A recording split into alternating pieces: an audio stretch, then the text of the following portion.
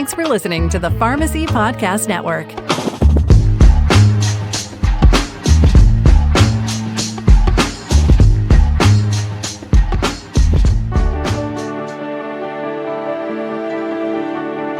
You're listening to the NASP Specialty Pharmacy Podcast, a collaboration between the National Association of Specialty Pharmacy and the Pharmacy Podcast Network. Each episode dives deep into trends, challenges, innovations, and patient-centric practices shaping the future of this dynamic and rapidly evolving industry. Whether you're a pharmacist or healthcare provider, patient advocate, or industry leader, you'll hear expert insights, real-world evidence, and thought-provoking discussion that highlights all that makes specialty pharmacy special. In support of NASP's mission to empower specialty pharmacy stakeholders to advance the standard of patient care, NASP supports a free market healthcare system in which all specialty pharmacies compete on the same fair and level playing field, because that is in the best interest of the patients we collectively serve. NASP is committed to working with all stakeholders and policymakers to ensure that all patients have access to the life-saving medications they need and the high-touch patient care and support services they deserve from the pharmacy of their choosing. Hello, my name is Sheila Arquette, and I am the President and CEO of the National Association of Specialty Pharmacy. I am delighted to welcome my special guests, Simone Colgan Dunlap and Amy Cotton Peterson, to this episode of the NASP Podcast. Simone Colgan Dunlap is National Vice Chair of the Quarles Health and Life Sciences Practice Group. Simone's practice is focused on regulatory compliance, related risk management, and corporate and contracting matters for a variety of clients, with a particular emphasis on specialty pharmacy. She provides creative, practical, and strategic advice on a diverse array of regulatory compliance issues, including artificial intelligence, HIPAA, state privacy laws, the anti-kickback statute, and civil monetary penalties law, and state pharmacy laws.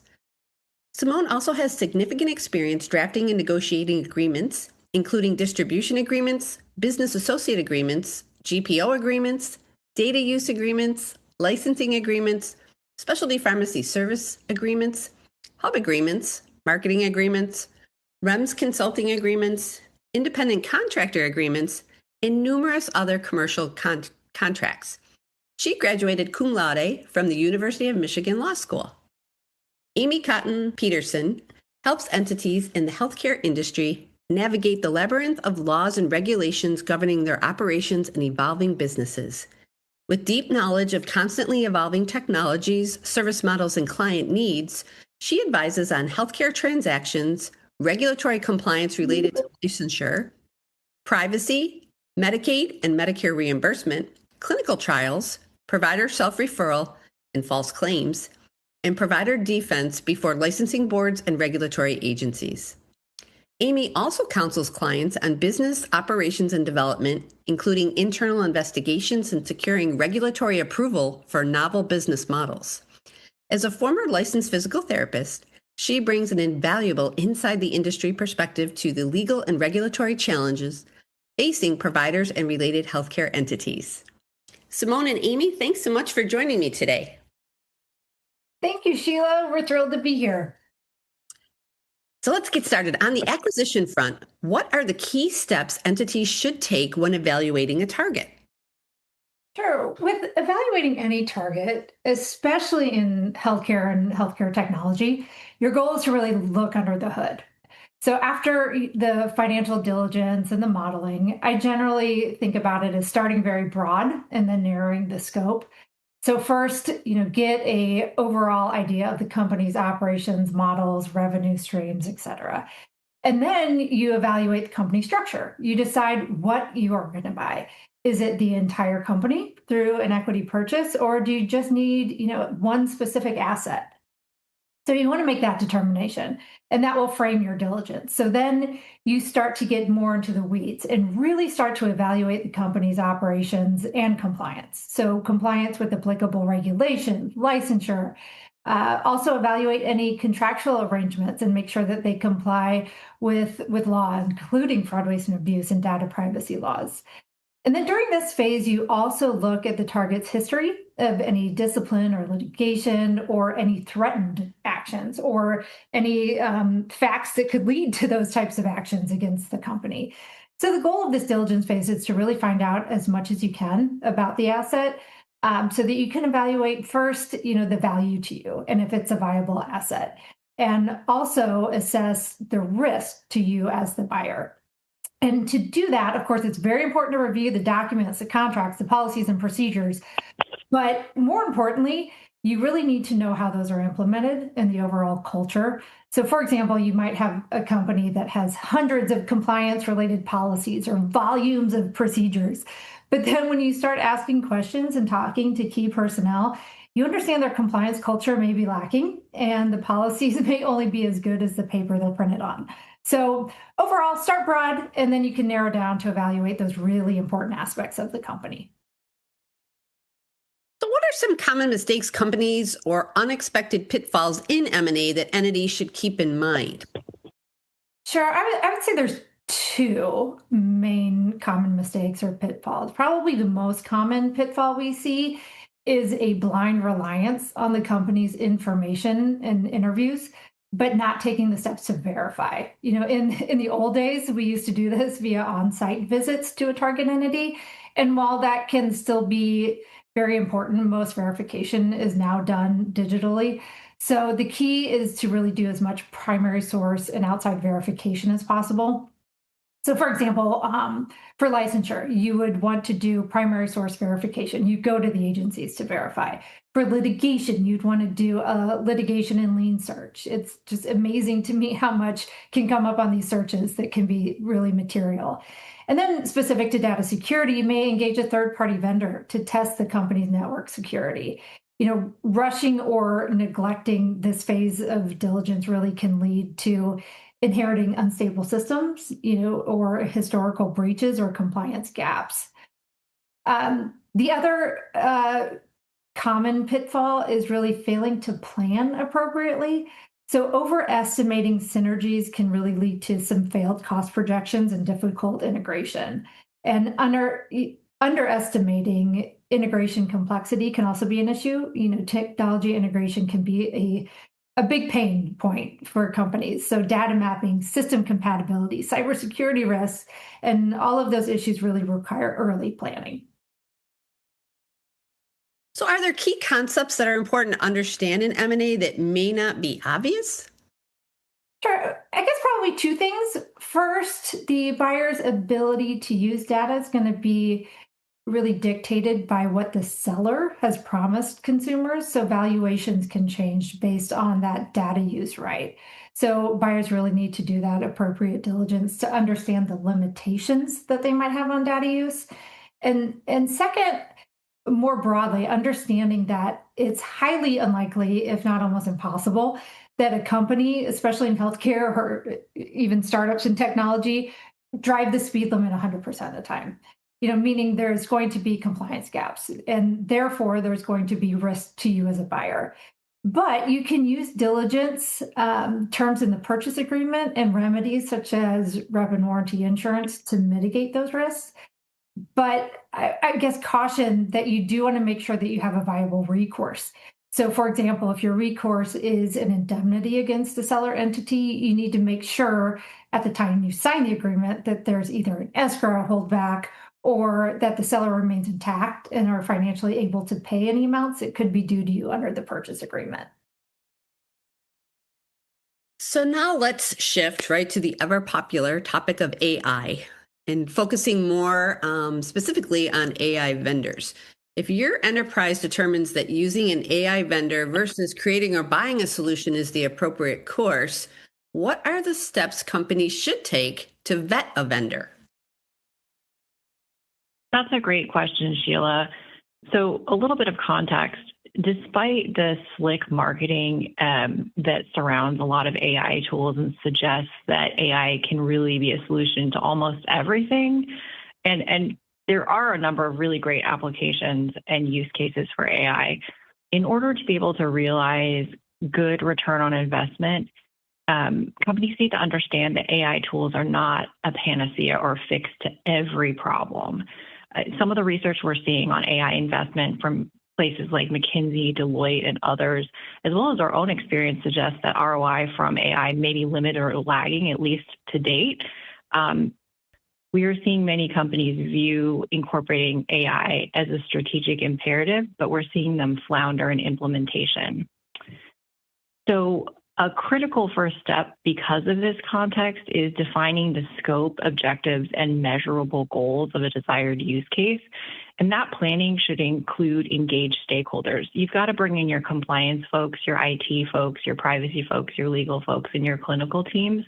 And they're going to need to be committed to following the implementation of that AI tool through to decommissioning. So not just upfront, but through an entire process up to the point where you're no longer using it. Another critical concept is knowing the problem you're trying to solve and assessing how success will be measured for that particular tool. You should also have a great handle on your risk tolerance and budget up front. Other critical steps include understanding your data issues up front. You've got to assess your data readiness to ensure your data is going to be accurate, complete, structured, and labeled for that particular AI use case. And that can take time, and a lot of companies don't think about the budget that they need to support that, and they don't think about the cost if they're going to try to outsource that work to vendors. Another really important concept here as a step is understanding the federal, state, and regulatory requirements that are applicable to the specific type of AI solution that you're using. And if applicable, reimbursement. We're not seeing a lot of reimbursement of specific AI tools, but that's going to be a conversation that evolves in the future. And on the regulatory front, this is really no different than any other assessment of solutions or tools you're doing now. You just need to be cognizant of the fact that the regulatory landscape is shifting. So there may be things that you hadn't thought about, like chatbot laws that weren't in place a couple years ago. So we need to be mindful of the fact that the regulatory landscape is shifting. Understanding also as a critical step, whether or not this solution is going to impact your current policies, whether you need to revise them, whether new ones are needed, that needs to be considered. How are you going to integrate this? How are you going to audit it? And then the final step, again, is not something that's atypical. It's you need to assess the vendor, right? Understand the vendor's economic health, understand their operations, run them through your standard diligence process, maybe add a few extra bells and whistles. This is a conversation we have with companies about vendors all the time, understanding things like if they don't have a lot of assets, how are you going to stand behind their indemnification obligations? You can have the greatest indemnity obligations ever in the contract, but if they don't have the assets to back them up, then they're kind of useless. So what are some of the key risks of contracting with an AI vendor, and how can companies mitigate those? Sure. So much like the regulatory analysis, the key concepts in AI contracting are similar to what you would normally see. It's all the same issues that we typically think about when we're looking at any vendor. You need to think about things like IP infringement and failure to meet service levels. There are certain of these risks that are heightened in the AI context. So those risks include things like privacy and security breaches, because AI uses a lot of data, typically uses a lot of large volume of data. So regulations that apply to personal data or company proprietary or confidential data are things that we see having heightened risk. And because of the volume of data involved in a lot of AI use cases, you have more chances for an issue, more potential penalties if something does go wrong. So that's definitely an area of heightened risk. Regulatory noncompliance and how AI tools are deployed beyond privacy includes things like, are we triggering licensing requirements? Is this practice of medicine? Is it practice of pharmacy? Are there other pharmacy laws that are implicated? Got to think through consumer protection laws. If it's software as a service, do we have an FDA overlay? All of those things need to be considered. You also have risks that come from not regulatory issues, but things like operational disruption or performance issues. And we can mitigate a lot of these risks in contracts by using, as Amy mentioned, some of the contractual risk shifting mechanisms that we're all familiar with, like non-infringement remedies and indemnity insurance and AE reporting, incident response, service level agreements. All of those are great tools. again, want to underscore that strong vendor diligence upfront is critical. And also be mindful that that regulatory landscape changing and evolving, technology is changing and evolving. So this is not an area where you want to negotiate the agreement and throw it on the shelf for the next 10 years and never look at it. We need to be prepared to look at your contracts, assess your vendor relationships frequently. So we always worry about appropriately protecting data in specialty pharmacy and healthcare in general. How should entities think about data issues when dealing with an AI vendor? Yeah. So in reviewing the AI solution, providers and their legal teams need to understand the source of the data used in the AI solution and also consider what types of data are used to make sure that they're complying with all the applicable laws. So if you've got personal information involved in healthcare, we often have protected health information or sensitive clinical information involved. You have to consider laws like HIPAA. You have to consider, do you have the appropriate patient authorizations if you need them? Your contracts also need to contemplate between you and your vendor, who's going to own the data with regards to input and outputs. Are you going to let them do things like train their algorithm? Are you going to let them make disclosures to third parties? All of these things need to be thought through. And in addition, if there's de-identification or anonymization that's going to occur, how involved do you want to be in that process? Do you want to rely on a representation and warranty in the contract, or do you really want to understand and get in the weeds on what exactly is occurring? Do they have an expert opinion in place? So our recommendation is data de-identification and anonymization standards should be clearly defined in your agreements. Whether or not you want to go the extra mile of understanding all the technical details may be something that you decide from a risk tolerance perspective, but it's something to definitely be aware of. And in addition, you should consider things like data segregation protocols and how you want to handle post-termination handling of data. I think the key takeaway for me here is it's really difficult for your privacy and legal teams to come in after the fact and try to fix gaps or band-aid things. These types of issues need to be addressed early in the model to avoid disruption and help you succeed with the tool. So what are some common mistakes companies make in vetting an AI vendor, and what are the risks if they're not addressed? Sure. So I think that probably the biggest mistake you can make is not vetting the vendor at all in the race to beat others to the solution. There's a lot of excitement around what AI can do, the possibilities of AI, and just skipping over some of these key steps that we typically go through with vendor diligence is probably the biggest mistake we see. Another big one that Amy highlighted earlier is, overlooking clinical validation and integration considerations. Oftentimes, again, in the race to implement something, we overlook how difficult the integration is going to be, and we underestimate and under budget the change management that's going to be needed for things like clinical training and workflow alignment. Another place where we see mistakes occur is not clearly defining what success means in objectively measurable terms, both in the contract, but also in business expectations. So you have a product, you're using it, you've launched it, and then if you haven't defined success, how are we evaluating whether we're achieving what we hope to achieve? A final note here is that, really the time period before the contract is inked is when your vendors are going to be the most forthcoming and cooperative. So if you're not comfortable with the vendor's transparency and sophistication at that early moment, signing the deal and going forward with it is rarely going to improve the relationship you have with the vendor. So this is really the time pre-contract, during the contract phase, when you should be getting that level of detail and really understanding your vendor. That's when they're on their best behavior. That's right. The dating phase. Any final words of advice? Yeah, so prioritize solutions that are going to drive real value. I think that's a key one, understanding your need and really prioritizing those things that you think are going to drive real value for your enterprise is the number one piece of advice.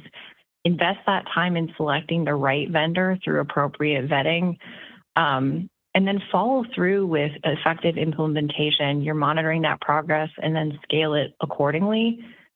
And as always, work closely with your legal and compliance teams. And I think my final note, and Amy, I don't know if you have anything to add, is expect change.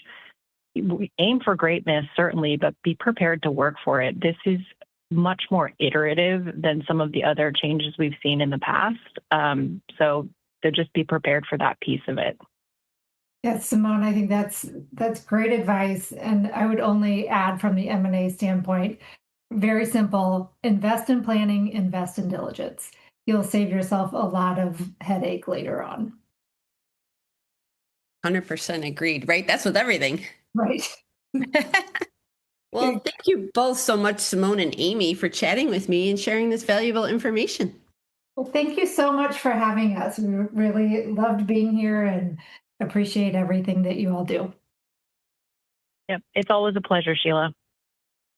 Well, thank you both for all that you do, all the support that you offer to our members. It's incredible. And we really, love having our legal professionals and our law firm members. You just add such an added dimension to membership. So thank you. And as a reminder, NASP corporate members are invited to be my guest on one complimentary podcast per year. For more information about this or other NASP membership benefits and events, please feel free to reach out to membership@naspnet.org or visit our website at www.naspnet.org. Until next time, have a great day.